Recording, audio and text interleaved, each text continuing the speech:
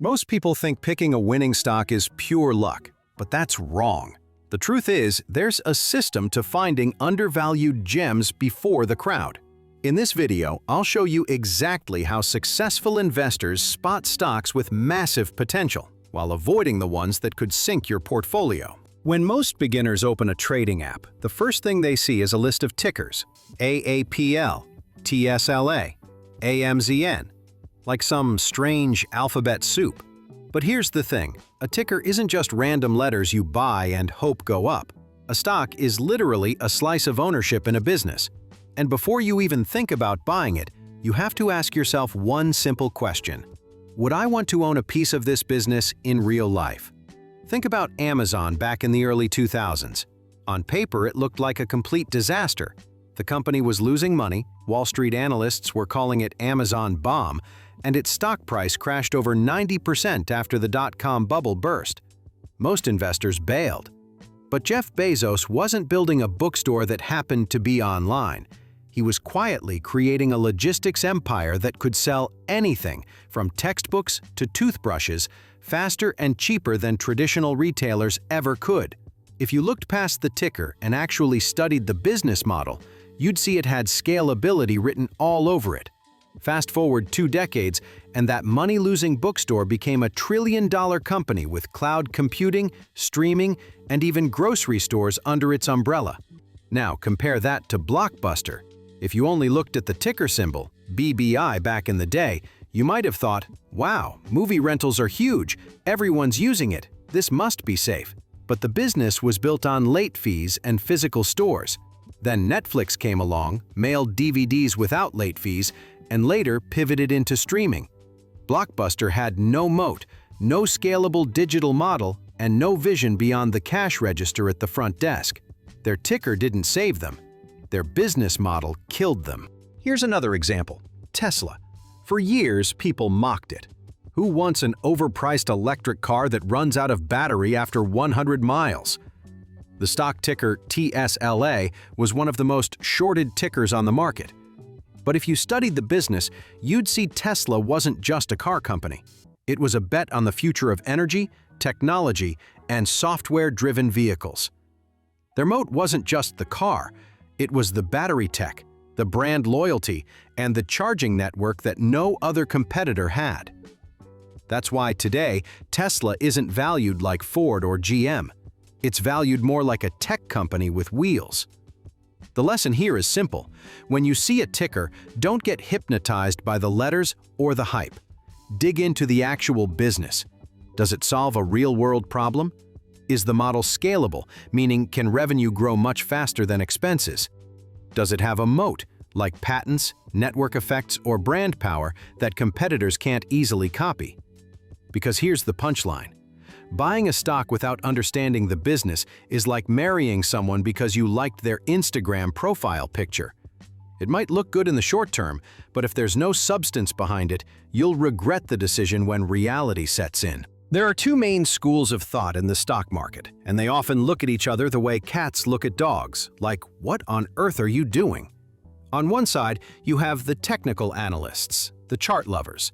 These are the people who stare at candlestick patterns like they're reading tea leaves. They'll tell you that a stock is forming a head and shoulders pattern, or that it just broke through its 50-day moving average, and suddenly it's either going to the moon or straight to the basement. They live and breathe momentum, resistance levels, and support lines. On the other side, you have the fundamental investors. They couldn't care less about whether a chart looks like a teacup or a mountain. They care about the business. They'll dig through balance sheets, listen to CEO interviews, study cash flow, and ask, is this company making money, and will it make more 5 years from now? The funny thing is, both sides have their merits. For example, let's say you were looking at Apple back in 2007, just before the first iPhone launched. A fundamental investor might have said, look, Apple has a strong brand, they've got Steve Jobs leading the charge, and they're about to release a product that could redefine how we use technology. Meanwhile, a technical trader might have seen the stock pushing past key resistance levels with rising volume, a sign momentum was building. Both would have been right. Apple went on to become one of the most valuable companies in history. But here's where the scale comes in. If you're a long-term investor, and most successful investors are, you want to lean heavily on fundamentals. Warren Buffett doesn't sit around drawing trend lines on Coca-Cola's stock chart. He buys because he knows people will still be drinking Coke decades from now. At the same time, even Buffett admits that price matters. You can't just buy at any number. That's where a quick glance at the technical side can help.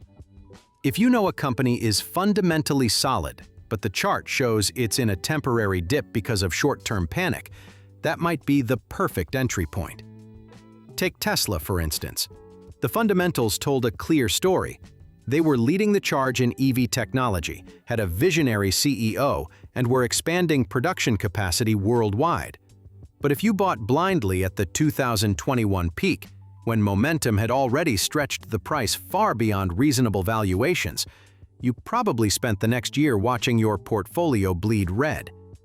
A little technical awareness would have told you, hey, maybe I don't need to buy at the exact top of the hype cycle. So the balance is this. Fundamentals tell you what to buy. Technicals help you decide when to buy. Ignoring fundamentals is like dating someone just because they have nice handwriting. Ignoring technicals is like proposing to someone without noticing they're currently in the middle of an argument with their ex. Both matter, but in different ways. Here's a sobering truth. The majority of professional fund managers, the guys with the expensive suits, Bloomberg terminals, and six-figure MBAs, don't beat the market. In fact, according to S&P's own research, over 90% of actively managed funds underperform the S&P 500 over a 15-year period. That's right. You could have outperformed most of Wall Street simply by buying a boring index fund and doing absolutely nothing. That's why index funds are the perfect foundation for almost any portfolio. Think of them as the concrete slab of your financial house. Not flashy, not exciting, but rock solid. An index fund like the S&P 500 spreads your money across the 500 largest companies in the US. Apple, Microsoft, Google, Coca-Cola, Johnson & Johnson, they're all in there.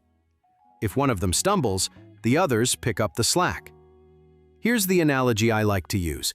Putting all your money into a single stock is like pouring all your water into one giant bucket. If that bucket tips over, everything's gone. But an index fund is like pouring the same water into 500 different cups. Even if one cup spills, you barely notice because you've still got 499 others standing tall. Let's take a real-world example. Imagine you had invested $10,000 into an S&P 500 index fund in the year 2000. Now, that wasn't the smoothest start. Right after the dot-com bubble burst, and then came the 2008 financial crisis. But despite two massive crashes, by 2020, that $10,000 would have grown to over $32,000, without you ever having to pick a single stock. No headaches, no guessing games, no Reddit forums. Just steady compounding. Compare that to someone who thought they were clever and went all in on a single hot stock back then, like Enron. At the time, Enron was praised as one of the most innovative companies in the world. Then, by 2001, it collapsed in one of the biggest frauds in history, wiping out billions in shareholder value. If your bucket was called Enron, well, you were left with nothing but an empty handle. This doesn't mean you should never buy individual stocks. In fact, picking great businesses can supercharge your returns. But here's the smart play. Use index funds as your foundation, the safety net that guarantees you'll capture the overall growth of the market.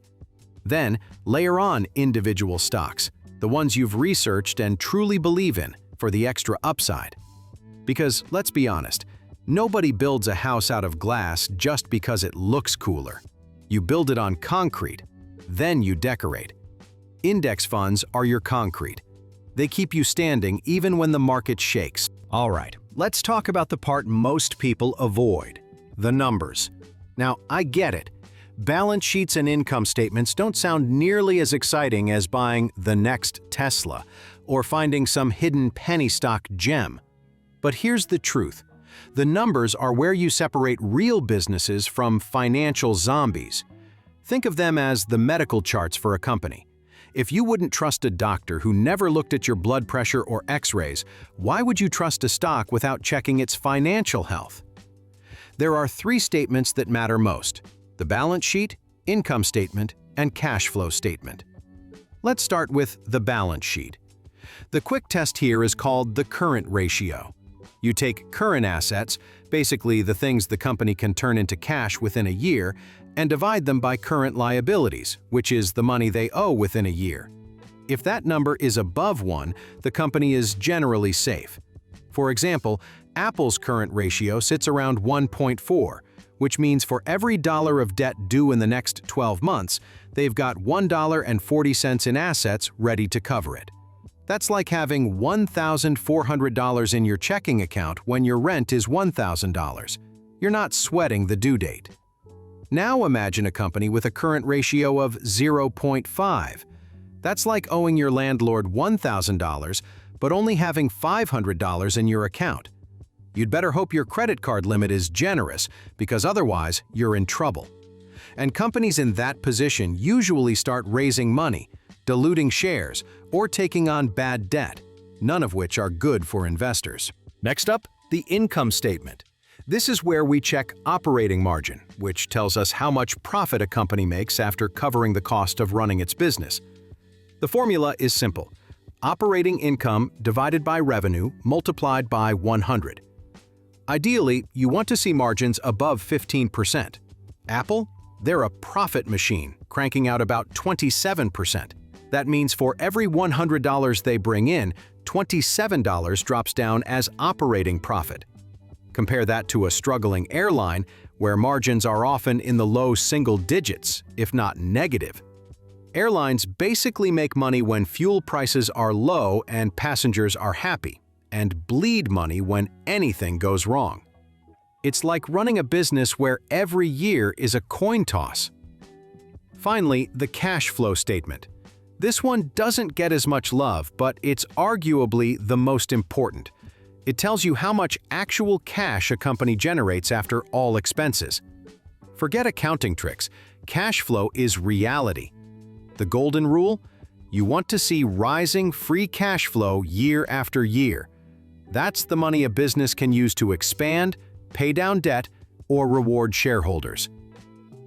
But here's the red flag I've seen too many times. Companies with negative free cash flow still paying dividends. That's like a guy who's unemployed but still insists on buying bottle service at the nightclub every weekend. Sure, it looks fun for a while, but eventually the money runs out.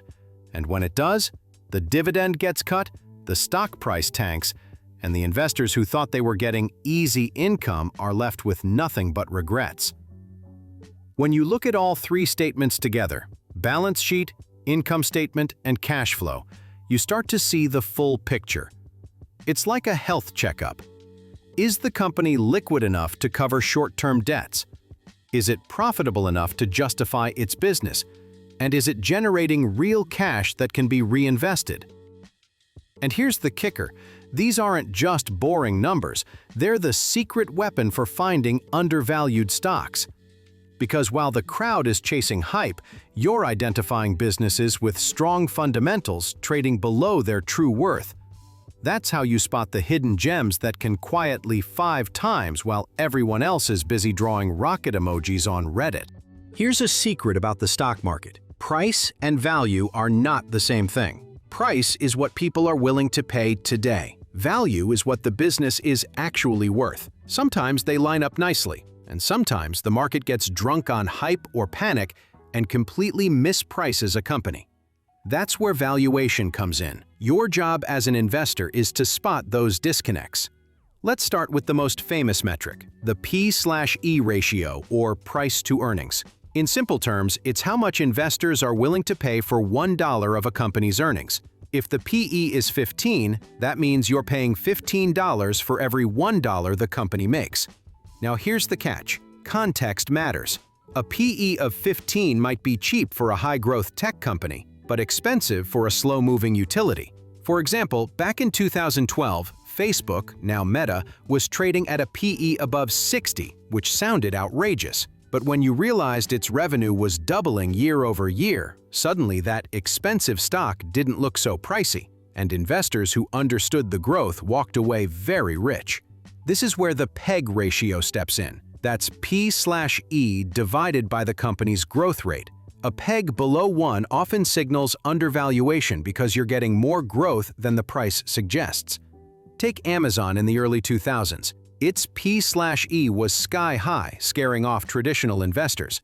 But the PEG ratio was under 1 because revenue was growing at insane rates. Anyone who looked beyond the scary headline number saw the company was undervalued relative to its growth potential.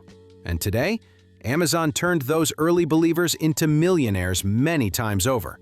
Next, we've got price to book, or P/B ratio. This one compares a company's market value to the value of its actual assets. It's especially handy for banks, real estate, or asset-heavy industries. For example, during the 2008 financial crisis, a lot of bank stocks were trading below book value, meaning the market thought their assets were worth less than what was on paper. Now, some of them deserved to be cheap because their balance sheets were a disaster, but others were unfairly punished and became bargains. If you could tell the difference between a Lehman Brothers, which went to zero, and a JP Morgan Chase, which rebounded and thrived, you made a fortune. Finally, there's the heavyweight champion, discounted cash flow, or DCF. This is where you project a company's future cash flows and then discount them back to today's value. Sounds complicated, but here's the key takeaway. If your conservative DCF says the stock is worth $100, but it's trading at $60, that's a clear margin of safety. Value legend Benjamin Graham, Warren Buffett's mentor, always said to demand that margin, because the future is never guaranteed, and you want a buffer for when things go wrong. A famous real-world example is Apple in the early 2000s. Before the iPhone, the stock was trading at levels that assumed the company was just a struggling computer maker, but a conservative DCF analysis, factoring in its cash reserves and steady product sales, showed the market was undervaluing Apple by a wide margin. Investors who trusted the math rather than the narrative got in cheap before Apple became the most valuable company on the planet. So here's the point. Valuation isn't about finding the lowest number. It's about finding the biggest gap between what a stock is worth and what the market is pricing it at. When you buy into those disconnects, you're basically shopping at the stock market's clearance rack.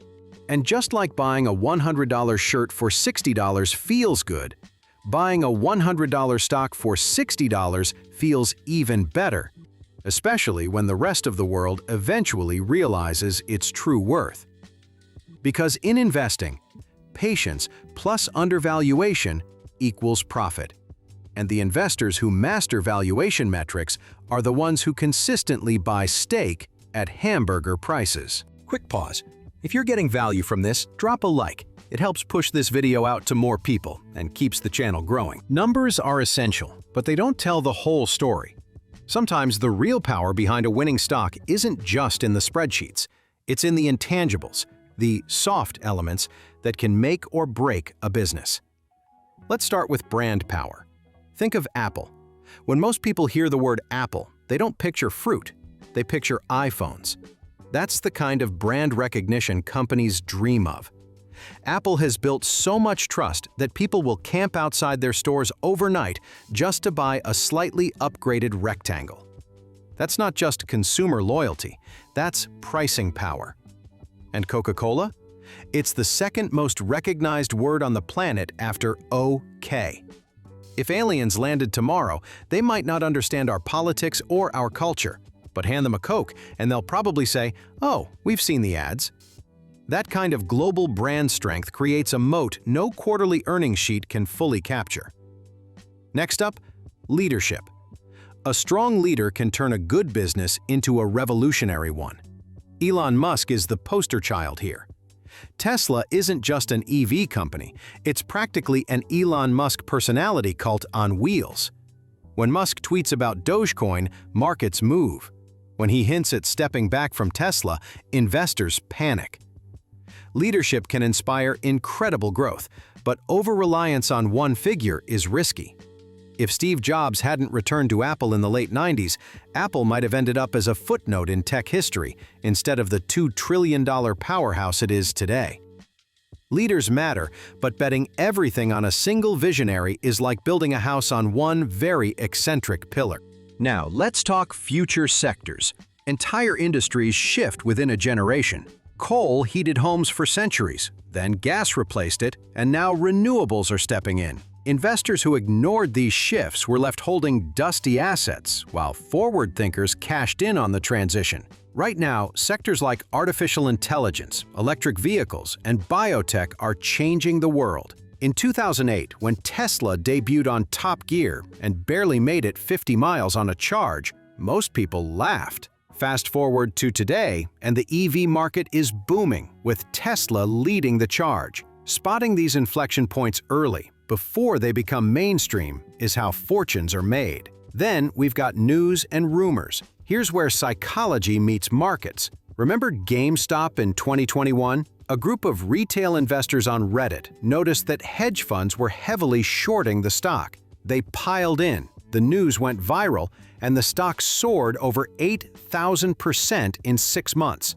The early movers made life-changing money, but by the time it was plastered on the front page of every news outlet, the big profits had already been scooped up. That's where the old phrase comes in. Buy the rumor, sell the news. The market reacts fast, and once the headlines catch up, you're usually too late. And finally, the hype check. If everyone around you is suddenly talking about the same stock, that's a warning sign. I always say if even your barber starts recommending a can't-miss stock, it's probably time to sell, not buy. During the dot-com bubble, everyone and their hairdresser was buying internet stocks, even companies with nothing more than a dot-com name. When the bubble burst, most of those businesses vanished. The few survivors, like Amazon, thrived. But thousands of investors learned the hard way that hype doesn't equal value. So while financial ratios give you the hard facts, these intangibles give you the context.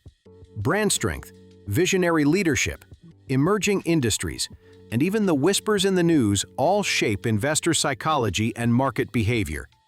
The trick is balancing both sides. Respect the numbers, but never ignore the story behind them. Because sometimes, the story is the reason the numbers grow in the first place. When it comes to investing, most people only look at the company itself, the micro picture. But here's the catch. Even the best business can struggle if the bigger macroeconomic environment is against it. It's like being the fastest swimmer in the pool. If the tide is pulling you backward, you're still not getting very far. Take interest rates. When rates are low, borrowing is cheap, and growth companies, especially in tech, thrive because they can raise money, expand quickly, and investors are willing to wait years for profits. That's why tech stocks soared in the 2000s. But in 2022, when the Federal Reserve hiked rates aggressively to fight inflation, the party ended.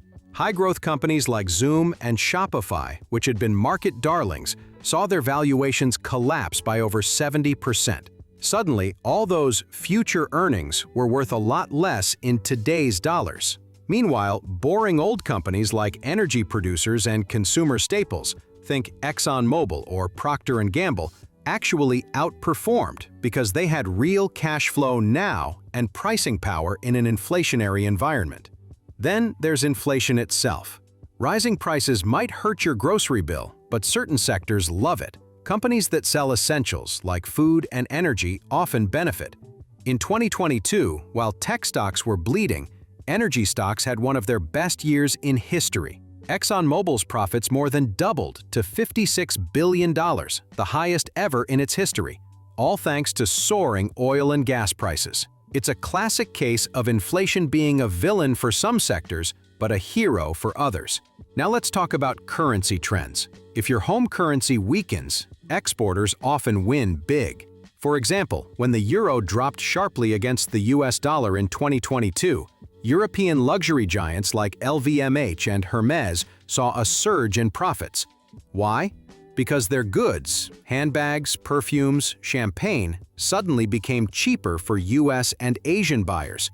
Imagine buying a Louis Vuitton bag on sale just because the exchange rate moved in your favor. That's how currency shifts can quietly boost revenues. And then there are the tailwind industries, the ones macro trends are practically shoving forward. Think renewable energy today. Governments worldwide are pouring trillions into solar, wind, and EV infrastructure.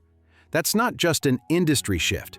That's a macroeconomic tailwind so strong, it's like investing with the wind at your back. Or look at semiconductors. Demand for chips is exploding because of AI, electric vehicles, and 5G. Companies in these industries might look fairly valued on paper, but with those tailwinds, they're actually undervalued plays in disguise. The key here is connecting the dots. Micro tells you if a company is strong on its own. Macro tells you if the environment will help or hurt it. The smartest investors know you can't separate the two. You wouldn't invest in an airline during a global oil crisis, just like you wouldn't buy an ice cream stand in Antarctica. Timing and context matter. So before you pull the trigger on your next stock, zoom out. Ask, what's happening with interest rates? How's inflation behaving? Where are currencies moving? Which industries have the wind at their backs? And which are about to get slammed by a storm?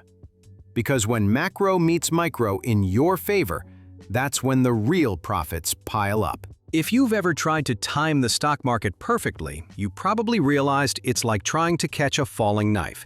Dangerous and usually ends badly. The truth is, nobody consistently buys at the exact bottom or sells at the perfect top, not even the so-called gurus on TV. That's why smart investors don't try to be perfect with timing. They manage it with strategy and discipline.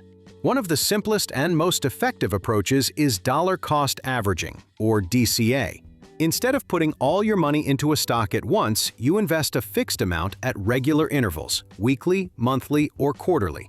This way, sometimes you buy when prices are high, sometimes when they're low, but over time your average cost smooths out. A real-world example. If you had invested $500 every month into the S&P 500 index fund starting in January 2008, yes, right before the financial crisis, you would have caught the massive crash, but also the full recovery. By the end of 2018, you'd have more than doubled your money, all without needing to predict a single market swing. The beauty of DCA is that it takes emotion out of the game. You don't panic when prices fall. You just keep buying. Now, speaking of falling prices, let's talk about buying the dip. Everyone loves the phrase, but most people do it wrong. The key rule? Only buy dips in companies with strong fundamentals. In 2020, when COVID hit, the entire market tanked.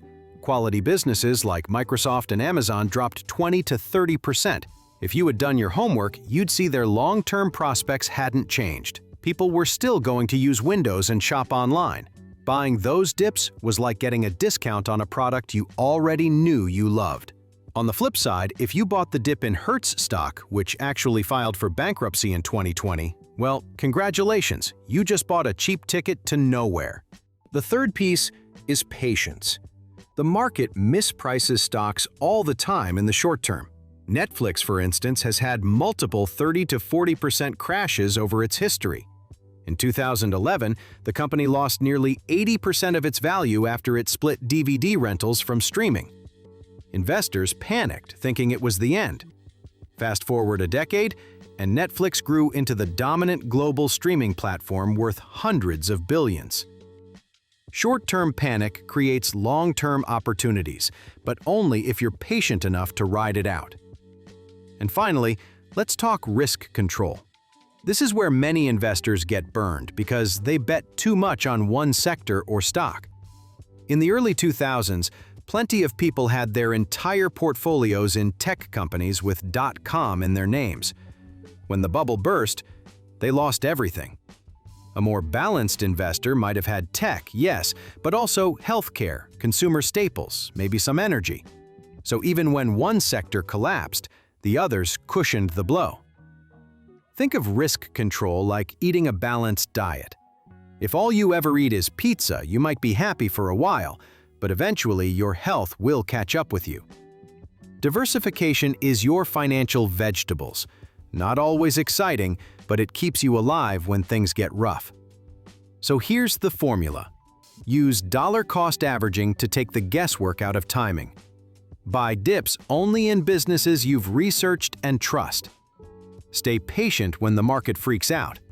And never let one stock or one sector dominate your portfolio. You don't need perfect timing to win in the stock market. You just need smart risk management and enough patience to let quality shine through. Every investor loves hunting for the next big winner, but the truth is, avoiding losers is just as important. Think of it like dating. Sometimes the best decision isn't who you say yes to, but who you say no to. In the stock market, there are clear red flags that tell you to run, not walk, away from a company. The first red flag is falling margins despite rising revenue. On the surface, more sales look great, but if profit margins are shrinking at the same time, it means the company is spending more and more just to make a dollar. That's like bragging you're working 80 hours a week now, but somehow your paycheck is smaller. A perfect example was Uber in its early years. Revenue skyrocketed as ride-sharing exploded, but the company's losses deepened every quarter. The business model was broken. To win market share, they had to burn cash on discounts and driver incentives. Sales were up, but profits were nowhere in sight. That's not growth. That's financial treadmill running. The second red flag is heavy reliance on debt or buybacks to fake growth. Some companies borrow massive amounts of money not to expand their business, but just to buy back their own shares. Sure, it makes the earnings per share number look better in the short term, but it's financial engineering, not real value creation. In the 2010s, General Electric became infamous for this. Once considered one of the most stable blue-chip stocks, GE piled on debt and relied on buybacks instead of strengthening its core businesses. Eventually, the house of cards collapsed, and GE lost over 70% of its market value. Borrowing to paper over problems isn't growth. It's kicking the can down the road. Third on the list, negative cash flow while still paying dividends. This one's a ticking time bomb. Imagine a guy who lost his job but still insists on throwing expensive parties every weekend. That's what a company does when it has no real cash coming in, but keeps paying dividends just to look strong. Eventually, the money runs out, the dividend gets slashed, and the stock tanks. A real-world case was Cutera, a medical aesthetics company that kept paying dividends while burning cash. Investors thought they were getting safe income, but when the payout was cut, the stock collapsed. Lesson: if the company can't afford its dividends, you can't afford to own it. And finally, the big one. Pure story stocks. These are the companies that sound amazing at cocktail parties but have no actual revenue to back it up. You've seen them, the AI revolutionaries, next Bitcoin killers, or EV startups that promise to change the world but haven't sold a single product. Remember Nikola Motors? It was hyped as the next Tesla, with claims of futuristic hydrogen trucks. At its peak in 2020, Nikola was valued at over $30 billion. And then it was revealed one of its prototype trucks had been filmed rolling downhill in neutral to make it look functional. The company had no meaningful revenue, and investors who bought into the hype got crushed as the stock fell more than 90%. These red flags are easy to miss if you're blinded by excitement, but they're deadly. Falling margins, excessive debt, fake buybacks, unsustainable dividends, and companies selling nothing but dreams are all signals to steer clear. Because here's the truth. In investing, avoiding disasters is just as powerful as finding winners. Think of it this way. You don't need to swing at every pitch. You just need to avoid striking out on the obvious traps. Protecting your money from bad businesses is how you give the good ones room to compound and build real wealth. At the end of the day, the difference between an average investor and a successful one usually isn't knowledge, it's mindset. You can have all the ratios, charts, and balance sheets in the world, but if you don't have the right way of thinking, you'll still end up making emotional, costly mistakes. The first rule is what I call the clarity test. If you can't explain in 60 seconds why this company will be stronger in 5 years, you probably shouldn't own it. Simple as that. You don't need a PhD in finance, you just need a clear story. For example, ask yourself, in 5 years, will people drink more Coca-Cola or less? Probably more. Will Apple still be selling phones and services? Absolutely. Will Netflix still be streaming content? Unless people suddenly go back to Blockbuster, the answer is yes. On the other hand, if your explanation sounds like a conspiracy theory, well, this tiny AI company with no revenue could secretly become the next Google if Elon Musk tweets about them and aliens adopt their technology. That's not an investment, that's a gamble. If you can't explain it simply, don't buy it. Next, you have to stay ahead of industry shifts. The world doesn't stand still, and neither should your investments. A century ago, coal was the backbone of energy. Then oil and gas took over. Today, renewables are rising fast. Investors who stuck with coal companies in the 2000s saw their portfolios collapse, while those who pivoted towards solar and wind caught the wave. The same thing happened in technology. Kodak was once the king of cameras, but it ignored the digital shift, and now it's a trivia question. Meanwhile, companies like Adobe embraced the digital era, moved to cloud-based subscriptions, and their stock soared. The lesson? Don't get stuck in the past. The market rewards those who look forward, not backward. And finally, the most important, discipline over emotion. The stock market is a master manipulator. It tempts you to buy when prices are soaring and scares you into selling when they crash.